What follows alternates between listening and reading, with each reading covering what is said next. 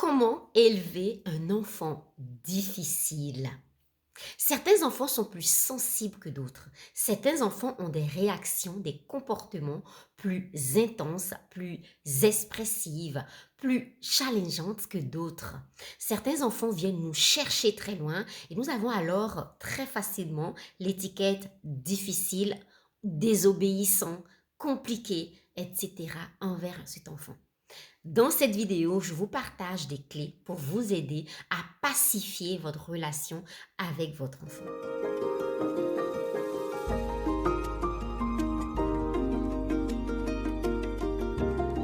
Bonjour et bienvenue dans cette vidéo où nous allons parler du comportement de votre enfant difficile et comment l'accompagner. La première chose que j'ai envie de vous dire d'abord, c'est que aucun enfant n'est difficile. Aucun enfant n'est difficile. Son comportement, ses façons de faire peuvent nous paraître difficiles à nous. Mais l'enfant n'est pas dans son être, dans son essence, n'est pas difficile. C'est souvent un problème de communication, de compréhension, un problème de connaissance et d'accompagnement de cet enfant. La première clé que j'ai envie de vous partager, si vous avez un enfant qui est vraiment intense, avec qui c'est vraiment pas facile au quotidien. J'ai envie de vous inviter à prendre du recul et à vous questionner. À vous demander en fait, est-ce que cet enfant, il vient en opposition face à ma personnalité, à ma façon de voir, à ma façon de donner, de recevoir de l'amour, à ma façon d'imaginer ce que c'est qu'un enfant idéal, qu'un enfant sage, qu'un enfant écoutant. Est-ce qu'il vient en opposition par rapport à mon éducation et à ma vision de la vie? Ou est-ce qu'il l'est vraiment? Rien que le fait de prendre le temps de vous poser ces questions va déjà vous permettre de vous détacher de vos idées, de vos projections, de vos croyances. Quel est le comportement de votre enfant par rapport à ses grands-parents, à ses oncles et tantes, à ses parrains-marraines, aux voisins? Qu'est-ce qu'on dit de lui à l'école? Qu'est-ce qu'on dit de lui en communauté, en collectivité, ailleurs qu'avec vous? Parce que clairement, si avec vous, vous avez l'impression qu'il n'écoute pas, qu'il n'en fait qu'à sa tête, qu'il est ci, qu'il est ça, et que vos voisins, vos parents, à l'école, on vous dit, il est sage, il écoute, il est ci, il est ça, c'est clairement que le problème vient de la relation que vous avez avec lui et pas forcément de comment il est face aux autres. C'est déjà une première piste de réflexion. Parfois, il arrive que l'enfant soit plus intense avec un des parents. Souvent, c'est d'ailleurs le parent avec qui il a le plus confiance, avec qui ils se sont vraiment en confiance, qu'il est le plus challengeant. Donc, respirez dedans. C'est OK. Votre enfant, il vous fait confiance, il vous aime, il se permet parfois avec vous d'être pleinement lui-même, de vous montrer toute sa part d'ombre et c'est OK. Accueillez ça comme un cadeau. La deuxième clé que j'ai envie de vous partager ici, c'est vraiment d'aller voir est-ce que mon état d'être est favorable en ce moment. Parce qu'évidemment, si nous sommes fatigués, si nous sommes irrités, si nous sommes agacés, si nous sommes stressés dans notre vie par rapport à notre travail, notre couple ou notre vie tout court, si on ne se sent pas bien dans sa vie, mais on aura l'impression que notre enfant vient rajouter une couche, que lui, il est encore plus challengeant, qu'il est encore plus difficile, qu'il nous interroge encore plus, qu'il vient nous chercher. Donc vraiment, la deuxième clé, c'est d'aller voir comment est-ce que moi, je vais dans mon être profond et prendre soin de moi. Prendre soin de moi pour être disponible et disposé à élever cet enfant. La troisième clé que j'ai envie de vous partager ici, c'est de vous inviter à être encore plus un parent positif. Positif dans le sens où parfois il nous arrive de formuler nos demandes, nos exigences de façon plutôt négative. Par exemple, on pourrait dire à un enfant, ne dépose pas ça là, ne fais pas ceci, ne fais pas cela, tu as encore fait ceci, plutôt que de formuler de façon positive. On pourrait simplement lui dire, dépose ça ici, donne plutôt ceci, viens faire cela. Et ça peut changer tout. Donc, une formulation plus positive, plus soutenante, croire en l'enfant. C'est-à-dire que si je lui dis à mon enfant, je sais que tu n'aimes pas ça, mais c'est vraiment l'heure d'aller te brosser les dents. Bah, j'ai déjà induit quelque chose. Plutôt, je pourrais simplement, en tant que parent positif, dire, allez, viens mon cœur, on va aller se brosser les dents ensemble.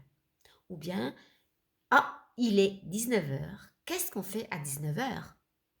D'ailleurs, une autre clé, ça va être vraiment d'établir des règles simples, claires, en fonction des difficultés que vous avez avec votre enfant. Ça veut dire que si votre enfant a du mal à manger des légumes, s'il a du mal à se brosser les dents, s'il râle quand il faut se laver, s'il ne veut plus jamais aller dans son activité sportive, etc., il faudra établir des règles par rapport à ces points sensibles.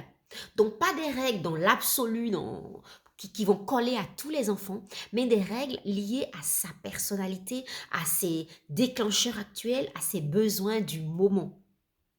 Dans le même ordre d'idées, j'invite vraiment le parent, et c'est une clé hyper puissante, à observer son enfant.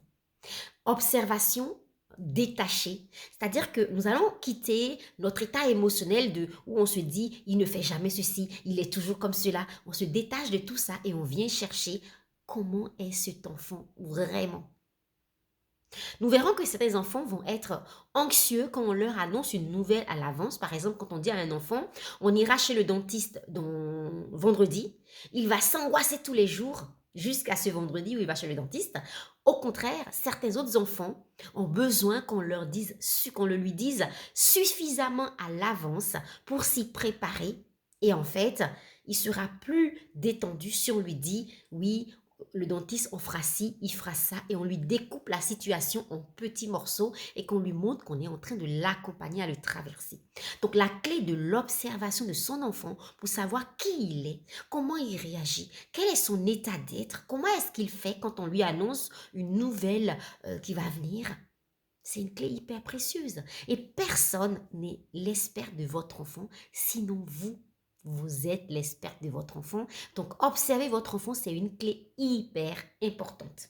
Une autre clé qui va vraiment vous aider dans la relation avec votre enfant, c'est de l'accepter.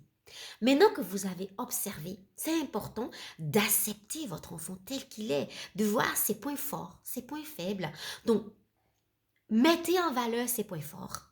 Nourrissez-le, dites-le lui, annoncez-lui ce que vous aimez chez lui. Ayez de la gratitude pour ses points forts, ses points positifs, les choses qu'il fait facilement, naturellement et que vous aimez. Et d'ailleurs, chaque fois que vous vous surprenez à râler contre votre enfant, basculez dans la gratitude. Basculez dans « Oh, mon enfant, il est génial, il fait ci, il fait ça, bien. » Appréciez ce qu'il fait déjà de bien. Et enfin, une dernière clé pour cette vidéo, ça va vraiment être de donner le pouvoir à votre enfant. Vous savez, les enfants, c'est pas facile d'être un enfant aujourd'hui parce qu'on nous impose tellement de choses. On nous impose l'heure à laquelle on doit se lever, ce qu'on doit porter parfois, les activités qu'on doit faire, le nombre d'heures qu'on doit passer à l'école, comment est-ce qu'on y va, etc. Nous disons beaucoup de non, nous mettons beaucoup de cadres à notre enfant. Donc l'invitation ici, c'est de comment est-ce que vous redonnez le pouvoir à votre enfant, à donner le pouvoir à prendre certaines décisions. Il y a quelques jours, j'ai demandé à mes enfants, nous étions en train de partir nous promener en forêt.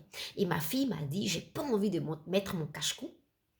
Et j'ai dit, es-tu sûre? Il fait froid, je pense qu'il fait 2 degrés, donc ton cache-cou va être précieux parce que sinon tu risques d'être malade, de prendre froid. Non, j'ai vraiment pas envie. Et comme elle a 9 ans, j'ai dit, ok, d'accord, tu peux ne pas prendre ton cache-cou, mais prends conscience que ton action risque d'avoir des conséquences. Elle a maintenu son avis et nous sommes allés nous promener sans qu'elle mette son cache-cou. Quand nous sommes revenus, 2 jours plus tard, elle toussait, elle avait pris froid à sa gorge et c'est ok. Maintenant, elle a pris conscience, elle a appris quelque chose par son expérience. Elle sait que la prochaine fois, un cache-cou lui permettrait peut-être d'éviter d'attraper froid à son cou. Donc, n'essayez pas d'empêcher votre enfant de faire des expériences à tout prix. Certaines expériences sont nécessaires pour que nous puissions en tirer des leçons. J'espère que ces clés vont vous aider à accompagner votre enfant. Et je pense que s'il y a un maître mot, c'est vraiment votre enfant est difficile. Il est expressif dans sa façon d'être et de faire. Il a un caractère fort, il est intense, il exprime fort ses opinions. Grandissez à l'intérieur de vous en puissance intérieure. Agrandissez votre force intérieure. Agrandissez votre leadership. Devenez une maman puissante afin de l'accompagner à être un enfant puissant parce que c'est ce qu'il est déjà. Si tu as été touché par cette vidéo, mets-moi un like et un commentaire. Je te répondrai toujours avec joie.